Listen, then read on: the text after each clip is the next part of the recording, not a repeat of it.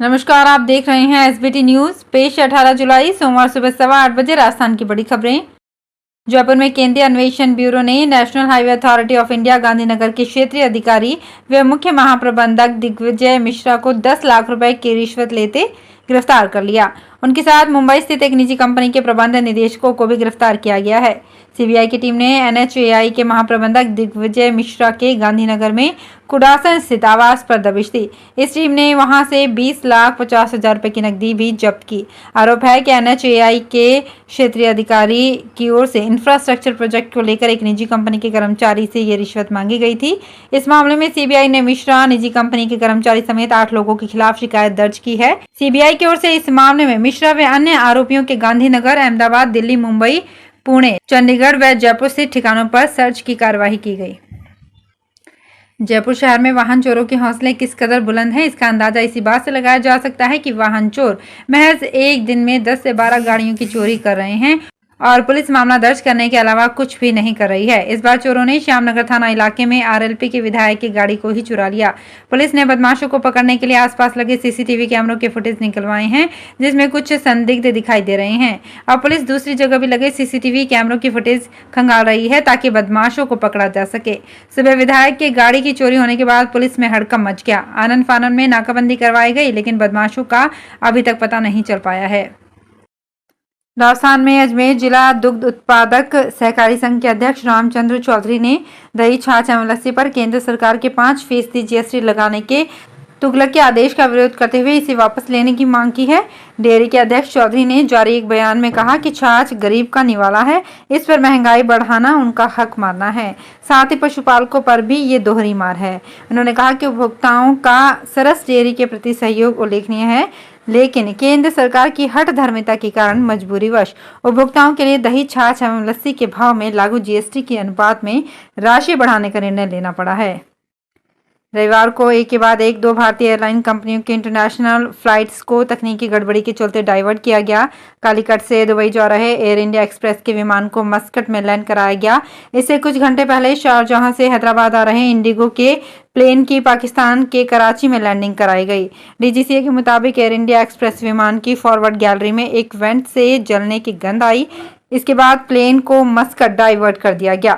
वहीं इंडिगो के प्लेन में क्रू ने तकनीकी खराबी नोट की और प्लेन को कराची ले जाया गया। पिछले 2 हफ्तों में कराची में भारतीय एयरलाइन की ये दूसरी लैंडिंग है। इससे पहले स्पाइस जेट के प्लेन में तकनीकी खराबी की वजह से उसे कराची उतारना पड़ा था। राजस्थान के मुख्यमंत्री अशोक गहलोत बूंदी जिले के हिंडौली में 30 जुलाई को एक साथ 5 कॉलेजों की आधारशिला रखेंगे।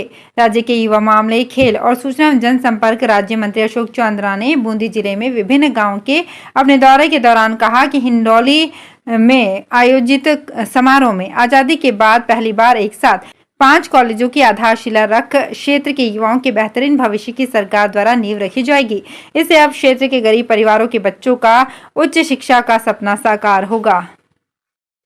बीजेपी ने उपराष्ट्रपति पद के लिए पश्चिम बंगाल के राज्यपाल जगदीप धनखड़ को उम्मीदवार बनाया है। धनखड़ के साथ ये विशेष संयोग भी है कि वे 3 अलग-अलग दलों में रहे और तीनों ही जगह उनको बड़ी जिम्मेदारी मिली है। भाजपा के राष्ट्रीय अध्यक्ष जेपी नड्डा ने शनिवार रात को उनके नाम की घोषणा की। इस पद के लिए रंजन गोगोई और मुख्तार अब्बास नकवी जैसे दिग्गज नेताओं के नाम भी सामने आए थे, मगर पार्टी ने किसान पुत्र धनखड़ को मैदान में उतारा है। धनखड़ का राजस्थान से गहरा नाता है। धनखड़ का इस पद पर चुना जाना तय है और वे भैरव सिंह शेखावत के बाद दूसरे नेता हैं जिनका राजस्थान से नाता है। झुंझुनू के रहने वाले धनखड़ झुंझुनू से 1989 से 91 में जनता दल से सांसद रहे। इसके बाद वे केंद्र सरकार में राज्य मंत्री भी रहे। इसके बाद वे कांग्रेस में आ गए और कांग्रेस के टिकट पर 1993 से 1998 तक वो राजस्थान के किशनगढ़ से विधायक भी रह चुके हैं। राष्ट्रीय परीक्षा एजेंसी की ओर से देश भर की मेडिकल कॉलेजों के स्नातक पाठ्यक्रम में दाखिले के लिए national eligibility cum entrance test का आयोजन रविवार को किया गया। जोधपुर में इस परीक्षा के लिए 19 केंद्र बनाए गए थे। परीक्षा दोपहर 2 बजे से लेकर शाम के 5:20 तक आयोजित की गई। प्रश्न पत्र 2 सेक्शन में विभक्त था। सेक्शन बी में 15 में से 10 प्रश्न ही करने थे। बीकानेर में अतिक्रमणों के खिलाफ नगर निगम का पीला पंजा रुकने का नाम नहीं ले रहा है। रविवार को केएम रोड और साधु सिंह सर्किल पर अतिक्रमण तोड़े गए। इस दौरान करोड़ों रुपए की जमीनों पर टेंट लगाकर दुकानें चला रहे कब्जाधारियों को पूरी तरह खदेड़ दिया गया। संभागीय आयुक्त नीरज के पवन के निर्देश पर केईएम रोड पर डागा बिल्डिंग के पास जूस व अन्य दुकानदारों को कब्जे हटाने के निर्देश दिए गए हैं। रविवार सुबह तक भी कब्जे नहीं हटने पर नगर निगम के दस्ते ने पहुंचकर जेसीबी चला दी। बीकानेर के खाजूवाला में रविवार को जबरदस्त बारिश ने बाढ़ जैसे हालात पैदा कर दिए। वहीं रविवार शाम 7 बजे बीकानेर शहर में भी तेज बारिश शुरू हो गई। खाजूवाला के आसपास के गांव में जहां पानी घरों तक पहुंच गया है, वहीं कस्बे के मुख्य बाजार में दुकानों के अंदर तक पहुंचे पानी ने समस्या खड़ी कर दी है। एक वार्ड के आजाद कॉलोनी में कई कच्चे मकान गिर गए हैं। खाजूवाला में रविवार दोपहर करीब 4 बजे बारिश की बूंदाबांदी शुरू हुई थी, जो धीरे धीरे मूसलाधार बारिश में बदल गई। करीब 1 घंटे तक बारिश एक ही स्पीड में होती रही। नतीजतन गांव में पानी घरों तक पहुंच गया। खाजूवाला गांव में ही लोगों के घरों में रहना मुश्किल हो गया। नोखा में अखिल भारतीय तेरापंथ युवक परिषद द्वारा राष्ट्रीय स्तर पर बच्चों की मंत्र दीक्षा कार्यशाला का आयोजन शनिवार को जोरावरपुरा तेरापंथ भवन में साध्वी सूरज प्रभा के सानिध्य में आयोजित हुआ। बच्चों में संस्कार से बनता है राष्ट्र का भविष्य। साध्वी सूरज प्रभा साध्वी श्री ने बताया कि बच्चे देश की और समाज की नींव और देश का भविष्य हैं। यदि बच्चों को शुरू से ही सुसंस्कार, सही सलाह, ज्ञान आदि दिया जाए तो बच्चा सुसंस्कारी होता है। स्कूल अध्ययन के साथ साथ आध्यात्मिक अध्ययन भी जरूरी है। राजस्थान के सरकारी स्कूलों में 10वीं बोर्ड परीक्षा में शामिल हुए स्टूडेंट्स को अब अपनी पसंद का संकाय चुनने के लिए स्कूल छोड़ने की जरूरत नहीं होगी। जिस स्कूल में वो पढ़ रहे हैं उसी स्कूल में उन्हें उनकी पसंद का संकाय चुनने में मदद मिलेगी। शिक्षा विभाग ने राजधानी जयपुर सहित प्रदेश के 81 राजकीय उच्च माध्यमिक विद्यालयों में इसी सत्र से विज्ञान संकाय खोले जाने को सरकार ने मंजूरी दे दी है। साथ ही 10 स्कूलों में कला कॉमर्स संकाय भी शुरू किए जाने की स्वीकृति दी गई है। देखने में आया है कि जिस स्कूल में स्टूडेंट्स पढ़ रहे हैं उसी स्कूल में पसंद का संकाय नहीं मिलने के कारण अपनी पढ़ाई छोड़ देते हैं। राजस्थान विश्वविद्यालय के कुलपति प्रोफेसर राजीव जैन की नियुक्ति के मामले में राजस्थान हाईकोर्ट ने अब राज्य सरकार के साथ ही राज्यपाल के सचिव और सर्च कमेटी के दोनों सदस्यों से जवाब मांगा है। इस मामले में अब अगली सुनवाई 29 जुलाई को होगी। विश्वविद्यालय के रिटायर्ड प्रोफेसर आरबी सिंह की ओर से कुलपति की नियुक्ति को हाईकोर्ट में चुनौती दी गई थी। सावन में फिर से जयपुर शहर में कांवड़ यात्राओं का दौर शुरू हो गया है।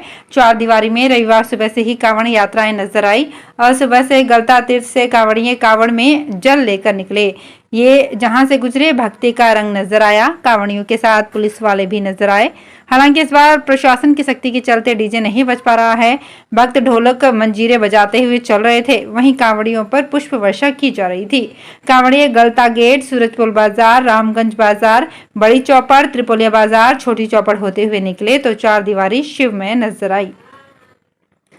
राजस्थान के ऐतिहासिक 22 बावड़ियों का मूल स्वरूप लौटेगा। इसके लिए सरकार 19 करोड़ 43 लाख रुपए खर्च करेगी। इसमें जयपुर की जगन्नाथ महादेव मंदिर बावड़ी, आमेर स्थित पन्ना मीना कुंड और गोनेर के तालाब के पास स्थित बावड़ी का भी पुनरुद्धार होगा। जयपुर जिले की तीनों बावड़ियों के साथ दौसा जिले की 2 बावड़ियों का 4 करोड़ 95 लाख में पुनरुद्धार का काम होगा। इसके अलावा कोटा, बूंदी, टोंक और दौसा जिले की बावड़ियों का पुनरुद्धार होगा। इन बावड़ियों के पुनरुद्धार के लिए मुख्यमंत्री अशोक गहलोत ने 19 करोड़ 43 लाख रुपए की स्वीकृति जारी कर दी है। अब जल्द ही इन बावड़ियों के पुनरुद्धार का काम शुरू होगा। बावड़ियों के पुनरुद्धार का काम पुरातत्व एवं संग्रहालय विभाग की ओर से किया जाएगा। हालांकि इनका काम पर्यटन विकास कोष से करवाया जाएगा। राजस्थान से जम्मू तवी जाने वाले यात्रियों की संख्या में इजाफा हो रहा है।